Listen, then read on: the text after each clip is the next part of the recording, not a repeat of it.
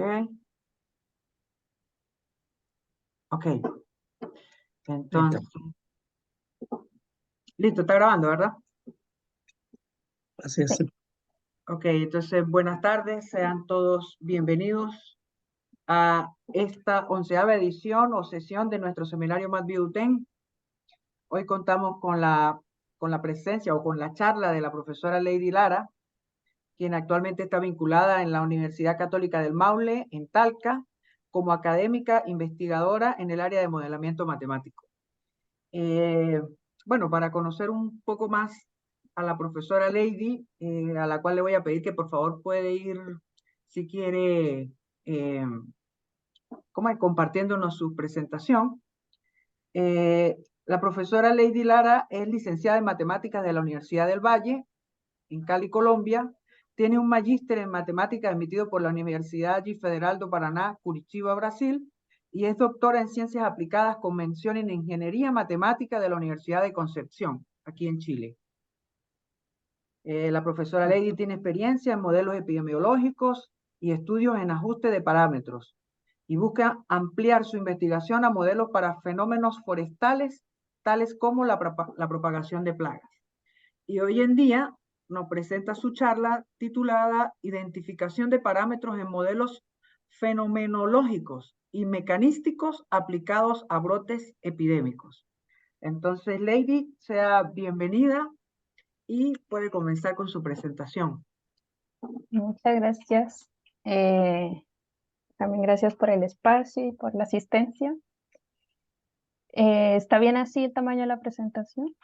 Sí, yo veo bien. Sí, Ok. sí. Bueno, parte de la presentación eh, es un apartado de mi tesis doctoral y entonces voy a contarles un poco la historia de cómo llegué al problema de la identificación de parámetros y algunas cosas que quizás me gustaría abordar y que también les voy a indagar a los asistentes si han tenido experiencia con este tipo de problemas. Ok. Entonces, cuando trabajamos modelación o modelos para brotes epidémicos, principalmente usamos sistemas dinámicos o en sistemas de ecuaciones diferenciales ordinarias, donde tenemos más o menos esta estructura, donde tenemos un sistema, un estado aquí X, dependiente del tiempo, tenemos aquí una dependencia de esos estados, aquí tenemos esta estructura en la que estoy escribiendo, tengo un vector U que es un vector de entrada, que luego voy a explicar qué significa esto, y tenemos también parámetros relacionados a nuestro modelo. Y la salida objetivo, que sería esta ecuación última que está aquí con esta función h.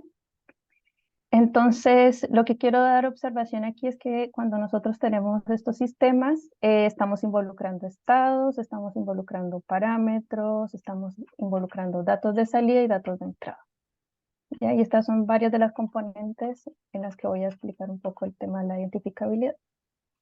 Entonces, cuando trabajamos los modelos para enfermedades infecciosas o epidemiológicas o sistemas o dinámicas epidemiológicas o biológicos también se puede encontrar, usamos este tipo de modelos y en algunos casos tenemos parámetros que son dados por la literatura o por algún experimento, ¿verdad? Pero en otras requerimos estimar esos parámetros, ajustando el modelo a datos reales. Entonces, al aplicar análisis de identificabilidad paramétrica, uno lo que quiere es determinar cuáles parámetros de los que yo no conozco los puedo recuperar por los datos a partir del modelo. Entonces, eso es como más o menos la idea de la identificabilidad. Entonces, voy a explicar un poco el desarrollo que hice durante mi tesis y qué es lo que hay en la teoría en sí de la identificabilidad. Entonces, uno de los apartados que tomé en principio de mi trabajo fue los modelos fenomenológicos para capturar los crecimientos epidémicos. Entonces tenemos esta estructura de la ecuación diferencial, donde en este caso tenemos f, que va a ser la ecuación que modela el crecimiento. Tenemos la familia de parámetros tenemos el C, que es el número acumulado de casos de infectados, y la incidencia, que es el número de casos nuevos diarios o por tiempo, la unidad de tiempo, y la condición inicial. Los modelos que usé o que apliqué para los fenomenológicos de crecimiento, está el clásico modelo logístico, y también se usó un modelo generalizado para el crecimiento que tiene esta estructura, donde se le ha incorporado un parámetro P, donde este parámetro P determina un escalamiento del crecimiento.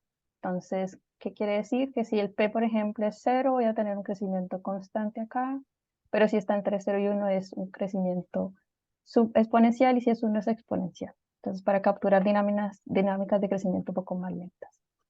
En el crecimiento logístico, pues tenemos aquí el tamaño de la epidemia, la capacidad de carga y esta limitante, ¿no?, del crecimiento logístico.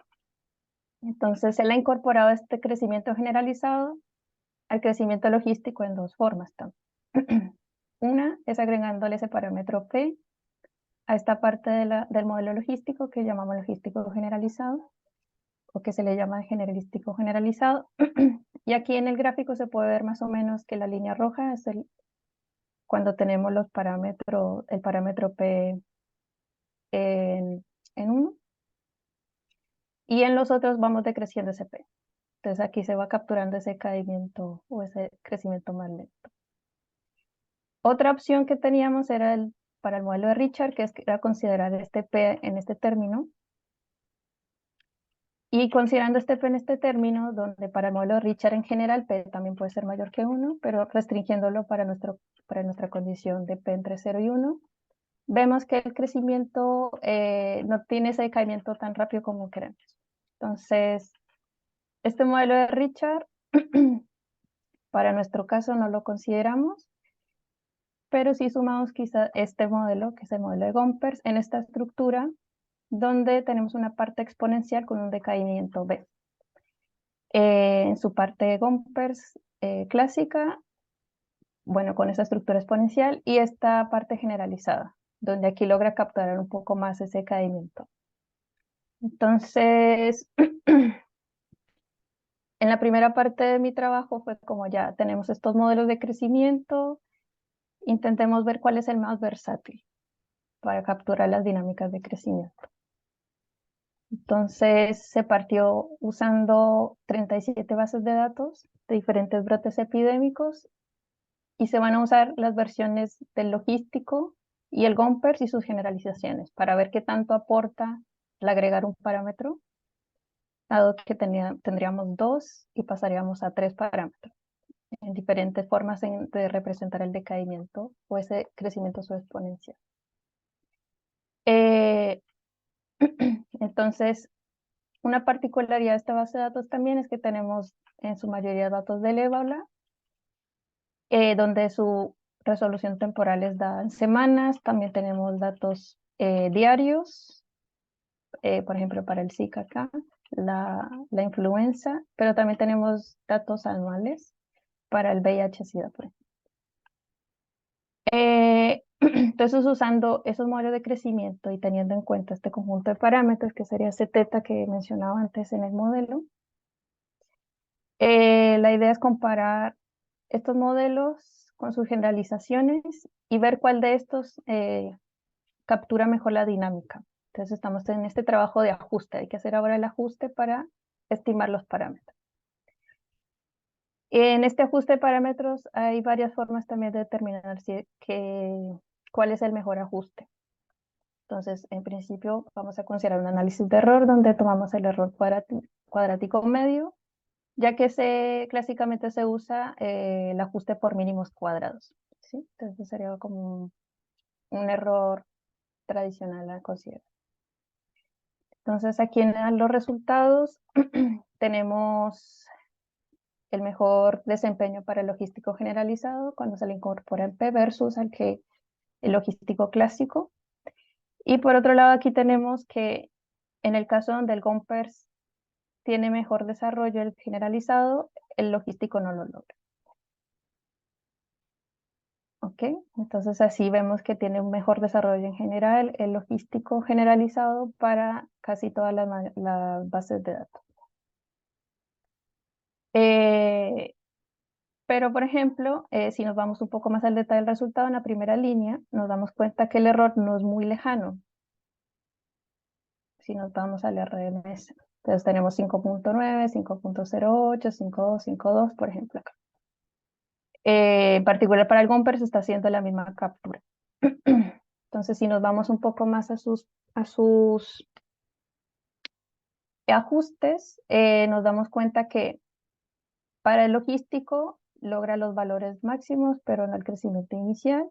Pero cuando le agregamos el P, el logístico logra un poco más este crecimiento inicial, pero no abarca tanto estos puntos máximos, pero se deja más o menos de forma centrada. Y el Gomper, que es el que le sigue, tiene esta estructura. Entonces yo podría decir, viendo los ajustes, quizás puedo usar el Gomper o el logístico generalizado, siendo que el error no es muy grande entre ambos. Pero aquí hay que tener en cuenta otra cosa, que es el término de identificabilidad que les mencionaba. Entonces, si es que esos parámetros que estoy estimando con los cuales realizo el ajuste están siendo representativos para la dinámica que yo quiero. Y por ejemplo, acá en el primer gráfico, al hacer estudios de incertidumbre, se da uno cuenta que el logístico generalizado sí logra tener esa captura en los parámetros para los intervalos de confianza de forma centrada, una acumulación centrada, cosa que no ocurre con el Gompers. Si ven en el gráfico del ajuste es cercano o próximo al que me da el logístico generalizado, en su definición de los parámetros o su forma de incertidumbre, no logro esa identificabilidad. Entonces no me está siendo representativo. Entonces, en este momento fue que me di cuenta de estos problemas de captura de los parámetros. Hay que ir y ahondar un poco más. Entonces, Lady, disculpa, una pregunta rapidito allí. Y en este caso, ¿el P que estás considerando cuando consideras el modelo generalizado, el P está entre dónde y dónde? el P está entre 0 y 1. Entre 0 y 1. Ok, ok. Sí. Gracias. Eso, era eso, sí, eso. Uh-huh. Y bueno, entonces la identificabilidad paramétrica es, como mencionaba antes, el problema de determinar cuáles parámetros desconocidos de mi modelo puedo recuperar a partir de los datos. Pero cuando yo estimo los parámetros, como lo hice en el ejemplo, tenemos varias fuentes de incertidumbre. Una que me lo da los errores que vienen con los que vienen los datos, la calidad de los datos que yo tengo, y la otra los supuestos con los que yo construyo el modelo. Entonces, entre esos supuestos están, bueno, los estados que yo voy a considerar y también los datos que yo le voy a, con los que voy a alimentar el modelo. ¿Cuál va a ser mi entrada y cuál va a ser mi salida de ese modelo? También es importante establecerla. Y eso viene la identificabilidad en su parte estructural y su parte práctica. Entonces, en su parte estructural vienen como esa definición tanto del conjunto de parámetros en general, de las entradas, viene de los estados de entrada, estados de salida y los estados en general con los que yo defino la dinámica. Y la parte práctica viene de los errores o de la mala calidad de los datos que yo tengo. Por otro lado, no hay que dejar de lado que también los algoritmos que empleamos para solucionar nuestros sistemas de ecuaciones, para hacer los ajustes, también están aportando un poco de error. ¿Sí? Eso también puede ser determinante. Entonces, quizás si yo aplicara otro método que no sea el clásico ajuste de mínimos cuadrados, sino otro, puede que tenga menos error, fuentes de error. Eso también hay que considerar como posibilidad. Entonces, los parámetros del modelo son identificables a partir de los datos disponibles, es lo que uno quiere responder, y existen diferentes estrategias. ¿Y por qué es importante? Porque queremos saber o garantizar de que esos parámetros que yo estoy capturando de mi modelo sean representativos o describen mi dinámica. Entonces, en la parte estructural hay cálculos que son teóricos, hay cálculos en donde se desarrollan métodos algebraicos Y al final voy a dar un poco más de información al respecto, donde muchas de estas estructuras se dejan en un concepto muy general de la identificabilidad estructural. Pero también existen herramientas computacionales. Y hay, no sé si decirlo así, solvers que uno ingresa al sistema de ecuaciones y él te dice esa información. Pero todo basado en la teoría algebraica de la estructura. Por otro lado, la parte práctica, entonces aquí ya es jugar con la parte de qué datos, la calidad de los datos. Entonces, yo también puedo jugar con cuál es la entrada que le voy a dar a mi modelo. Si le voy a dar datos de incidencia, si le voy a dar datos de muertes, por ejemplo, en caso de los brotes epidémicos, o le voy a dar datos de la prevalencia. Eso también me puede dar parte de la identificabilidad práctica.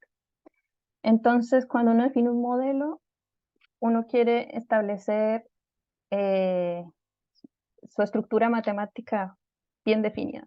Quiere un modelo bien definido y que sea estructuralmente identificable. Pero esa estructuralmente identificable también tiene que irse abordando a un objetivo. ¿A cuál es la pregunta que queremos responder con nuestro modelo? Y lo otro es que si nosotros tenemos todas esas características en estructura de nuestro modelo, puede que sea no identificable práctica.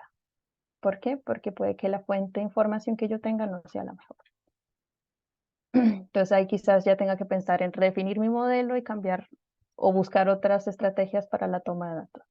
Entonces esas son como los juegos en los que quizás hay que trabajar en la modelación de brotes epidémicos.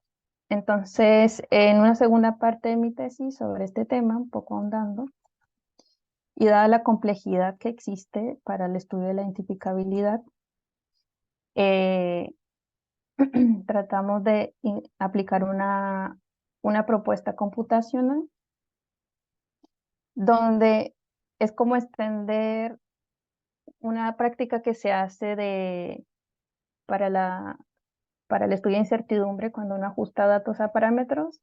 La idea ahora es tomar los parámetros de mi modelo, generar curvas con mi modelo y a partir de estas curvas que yo genero con mi modelo, ajustar y ver si yo recupero los parámetros.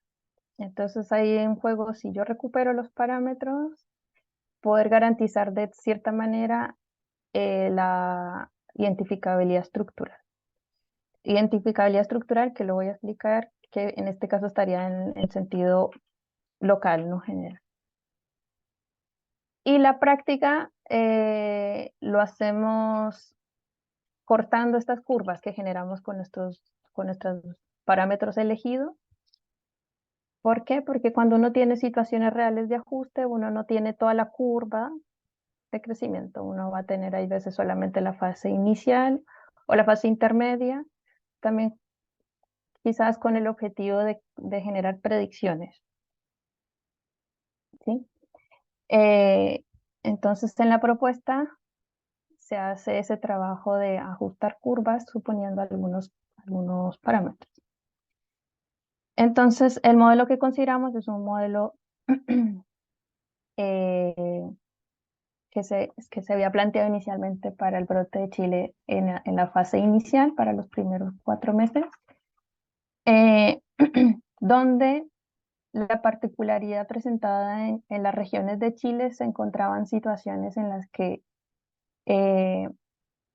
una región podía no haber presentado casos y ya estaba en cuarentena, por ejemplo.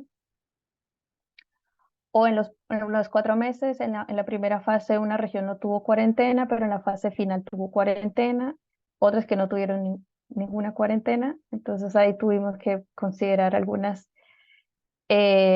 condiciones. Entonces pensamos en el concepto de identificabilidad, era porque si le agregamos la cuarentena, este parámetro que está aquí me afecta al modelo, como yo lo incorpore o no lo incorpore, y qué datos yo tengo. Bueno, y también lo consideramos en la fase inicial porque eh, los estados epidemiológicos que se fueron definiendo a medida que fue creciendo el número de casos y conociéndose más del virus, del SARS-CoV-2 y de cómo eran los procesos de contagio ahí fueron definiéndose nuevos estados y, y la toma de nuevos datos. Entonces ahí fue como un poco difícil también saber qué elegir. Entonces, por ejemplo, en este modelo tenemos los susceptibles y los susceptibles tocamos esta casilla de cuarentena donde sale una proporción de la población por un periodo de tiempo. En este tenemos expuestos, dos expuestos, donde hay una parte expuesto que no es infecciosa, pero otra parte sí, ya transmite la enfermedad. Y aquí tenemos la casilla asintomáticos y los infecciosos que son testeados y los que no son testeados. ¿Ya? Aquí tenemos los que están en hospitalización y los que, bueno, las muertes y los recuperados. Acá también se consideraron estos Qs que están aquí, los medidas de protección, el uso de guantes, el uso de mascarillas, por ejemplo, las tasas de transmisión dada el estado en el que se estuviese, también se consideran acá. Entonces aquí se resume un poco el sistema de ecuaciones diferenciales para ese sistema, esa dinámica, donde para este caso tenemos esta salida. Hemos dado esta salida a esta casilla C, que es la incidencia, y tenemos aquí de entrada los casos infecciosos que son testeados. ¿Ya? Entonces, en nuestro modelo para el ajuste, vamos a considerar esta casilla entrada y esta salida y vamos a tener todos estos parámetros. Algunos los vamos a considerar y otros los vamos a estimar. Por otro lado, un parámetro importante para los modelos epidemiológicos es el número reproductivo, donde ya mencionaba que para el caso del COVID en Chile, en la fase inicial, habían regiones con cuarentena y habían regiones sin cuarentena. Entonces, el R0, como es en ausencia de medidas de control, se definieron estos dos números reproductivos, uno que están con las medidas de control y otros que están sin las medidas de control. ¿Ok? Donde vemos que hay aporte en cada una de las casillas o los estados epidemiológicos infecciosos. Entonces, para la estimación de parámetros también es importante ver cuáles me pueden dar identificable este R0, que es un parámetro de interés. Entonces, para la práctica computacional, consideramos estos parámetros fijos y generamos curvas. También damos unas condiciones para los valores iniciales o las condiciones iniciales, vimos estas dependencias aquí y una población inicial. Entonces, con esto generamos curvas que luego vamos a ajustar y vamos a querer recuperar los parámetros que vimos inicialmente. En este primer escenario aquí vamos a considerar el caso sin cuarentenas y en este segundo caso el caso con cuarentenas para dos posibles valores para la cuarentena, la proporción de la población en cuarentena. Entonces, como el proceso de ajuste es costoso computacionalmente y estamos considerando datos diarios para 4 meses, consideramos algunos parámetros de interés. Reducimos el conjunto de parámetros a estimar. No consideramos todos los parámetros, dejamos unos fijos y dejamos un conjunto de parámetros desconocidos. Entonces, ese conjunto de parámetros desconocidos es este teta, que es el que queremos estimar.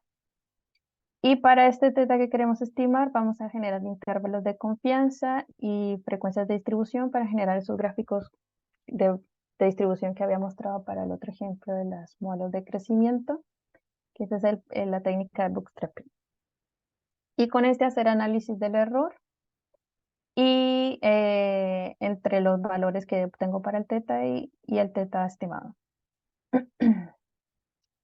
Entonces, una variabilidad que le entregamos también al estudio es no incluir todo este conjunto, sino incluir, por ejemplo, solamente el alfa, siempre teniendo el beta, porque el beta es un parámetro importante para la definición del R0. Entonces vamos a mantener el beta, entonces vamos a dejar solo el beta, si se puede, si se recupera, luego el beta con otro parámetro, el beta con, y así, y algunas condiciones iniciales. Esto porque también se puede dar el caso de que no conozcamos las condiciones iniciales. Y también pueden generar alguna dificultad extra en el caso en que los estimemos. Entonces eso queríamos ver en este caso para estas entradas iniciales. Entonces el conjunto de parámetros a estimar, como mencionaba antes, vamos a considerar diferente conjunto de parámetros. Para el escenario 1, que es sin cuarentena, consideramos estas 8 combinaciones de parámetros. Y para el escenario 2, que es con cuarentena, consideramos todas estas 14 combinaciones para los parámetros. Entonces, para la estructural, como mencioné, queremos ajustar toda la curva, y para el estudio práctico vamos a hacer fases iniciales. Entonces vamos a considerar 20, 30 y 40 días. Entonces, para el ajuste hicimos todo el proceso, obtuvimos esos intervalos de confianza y obtuvimos esos diagramas de frecuencia y nos resumimos todo esto en esta tabla. Entonces tenemos para el experimento del escenario 1, tenemos estos 8 experimentos donde tenemos en este caso solo el parámetro beta, donde yo lo estimo identificable, es decir, tengo esa posición centrada, el intervalo de confianza pequeño, el error pequeño. Entonces tengo también identificable el R0. Y así lo hicimos, ya le agregamos el beta y el alfa, obtuvimos el R0 identificable y así. Entonces estamos recuperando aquí muy bien los datos o los parámetros de nuestro modelo. Ya cuando le agregamos las condiciones iniciales, estas condiciones iniciales no las logramos identificables. Pero aún así, al no ser identificable, por ejemplo, este J, que son los datos iniciales para los hospitalizados, sí logramos identificables el resto. Entonces, logramos identificable, por ejemplo, el alfa, el beta, esta condición inicial y el de reserva. Pero ya empezamos a tener problemas ya en este experimento 8, donde estimamos a todos los parámetros. Ya cuando los estimamos todos y tenemos el R pequeño, relativamente pequeño, porque son grandes estos R, entre 3 y 4, cuando los crecimientos son más pequeños o más lentos, no logramos identificabilidad. Entonces, para un crecimiento del brote grande, sí logramos la identificabilidad.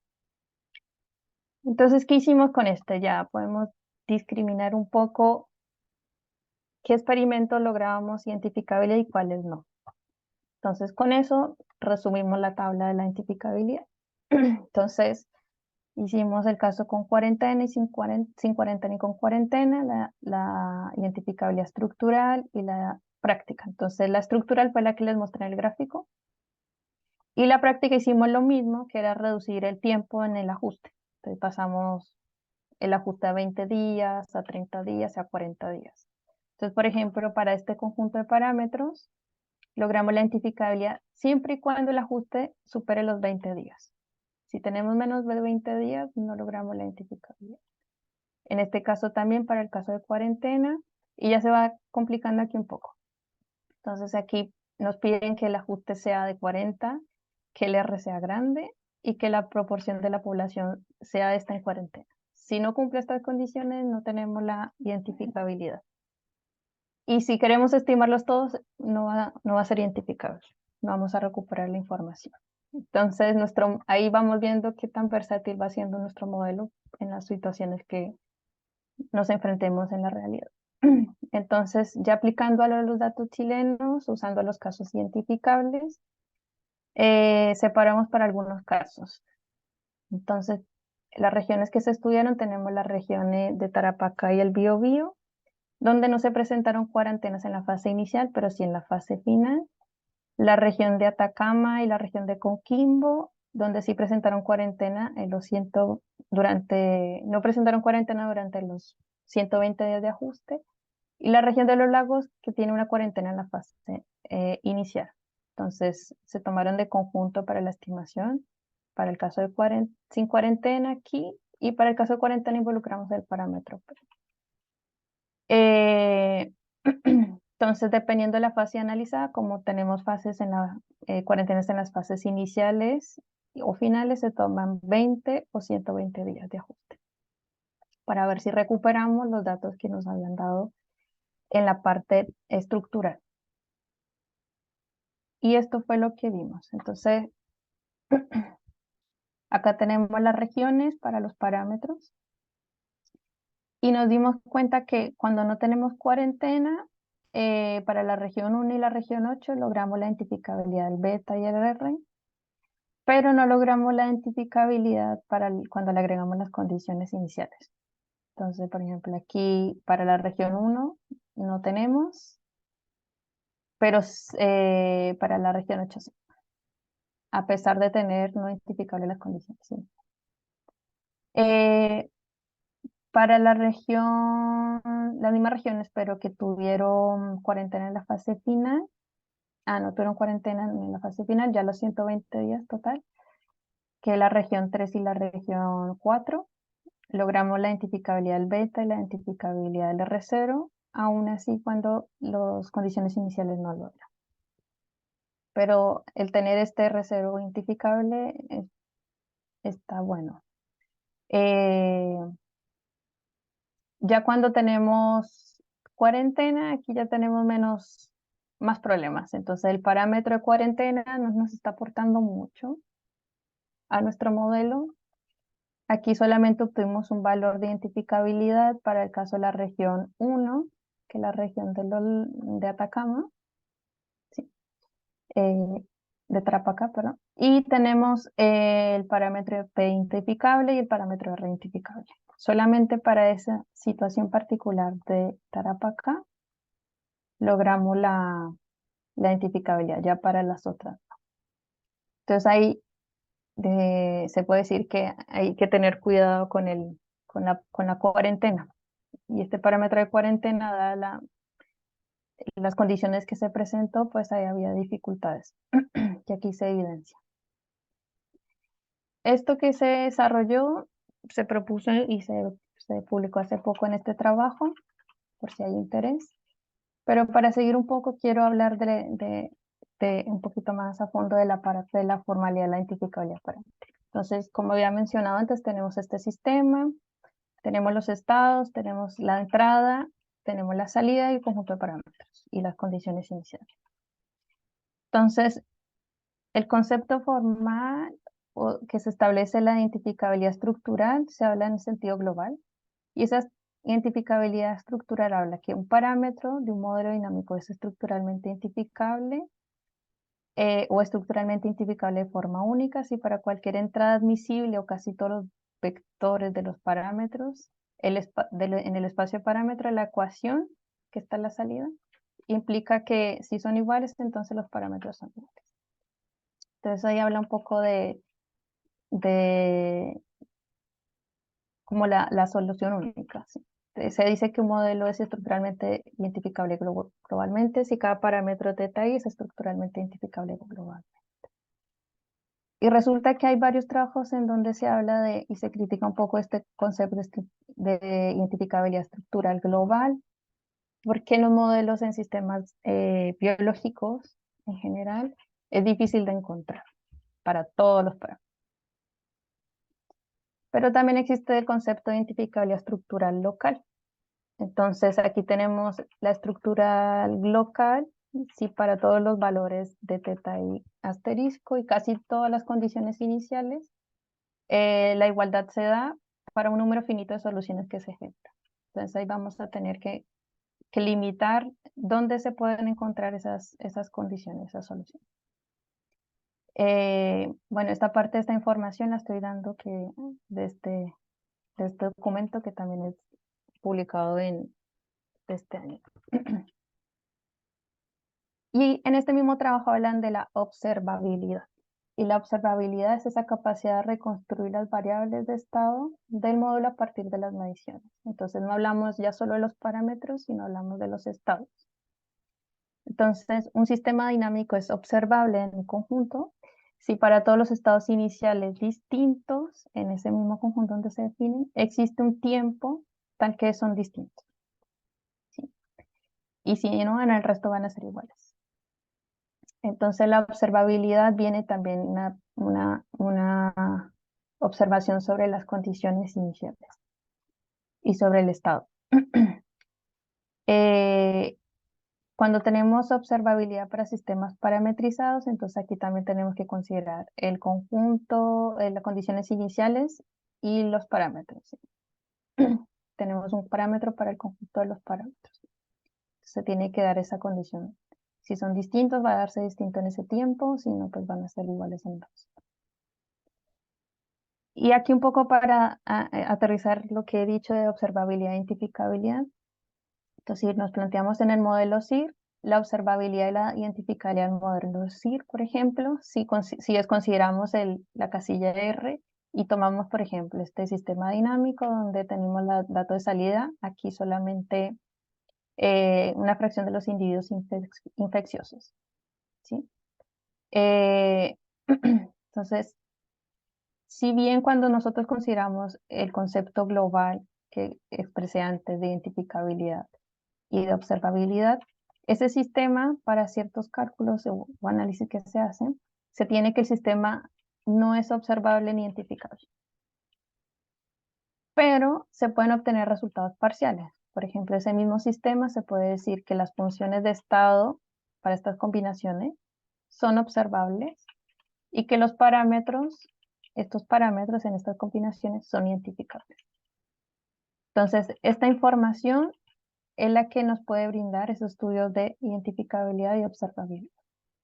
Por otro lado, por ejemplo, para el mismo sistema 2, si K es igual a gamma, entonces las variables de estado S y son observables y los parámetros gamma y beta partido N son identificables. Entonces, por ejemplo, aquí ya tenemos el R0. Si recuperamos el beta y el gamma, identificable. Y por otro lado, si se conoce N y si K es igual a 1, K es igual a M, entonces los sistemas son observables y identificables.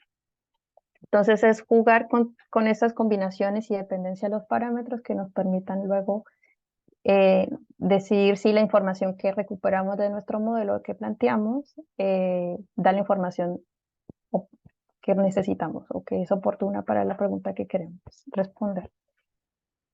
Y por ejemplo acá, donde ya no se considera los infectados, sino la incidencia. Entonces, el resultado global, o igualmente se tiene que no es identificable ni observable, pero que si se conocen N, gamma y K, el sistema va a ser observable e identificable.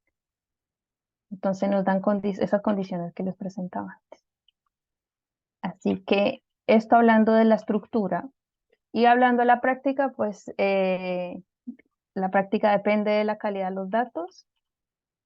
Entonces, recordando siempre que podemos hacer todo el estudio teórico y tener el modelo estructuralmente identificable, pero si no tenemos buena información, podemos obtener un modelo que no sea identificable, pero en su práctica. Entonces también hay que ver, tener esa línea media en juego, ¿no?, entre lo que tenemos en nuestro modelo y definición como estructura y lo que tenemos como información para alimentar nuestro modelo. Para la parte de la identificabilidad práctica hay también estudios donde se pueden complementar el estudio de sensibilidad, agregar los intervalos de confianza que ya mostré, por ejemplo, con las matrices de Fisher o matrices de sensibilidad. Lo que tratan de ver es quizás dependencias entre los parámetros y hacen esa perturbación en el input y en el output que tanto está afectando la entrada y la salida de nuestro modelo. Y esto es así como más o menos quería plantearles el estudio de identificabilidad. No sé si alguno ha hecho estudios de este tipo. Yo apenas me estoy aproximando a esta complejidad. Como que empecé y dije, no me imaginé que fuera tan complejo. Y hay mucha información. Está bien. Bueno, primero que nada vamos a agradecerle a Lady por la charla. Bueno, yo no sé si le damos un aplauso, no sé, los colegas que están ahí presentes, nadie se ha reportado, pero yo no he trabajado este tipo de problemas, Lady. Tal vez, no sé, tal vez Fabio haya trabajado algo de esto, Fabio. Ah, sí, un poco como intentar hacer estimaciones de los parámetros de modelos epidémicos, sí, como ya es bastante complejo, como dice Lady, como no sé, cuando uno hace estimación después, normalmente uno tiene que ver si lo que uno está estimando hace sentido o no, si tiene un sentido biológico. Muchas veces no sé, como ese problema de identificabilidad, como es muy recurrente en modelos epidémicos, no sé, entonces hay que tener mucho cuidado como al estimar y a utilizar los datos estimados, no sé. Pero Ujú. fue súper interesante la charla, Lady. Qué bueno.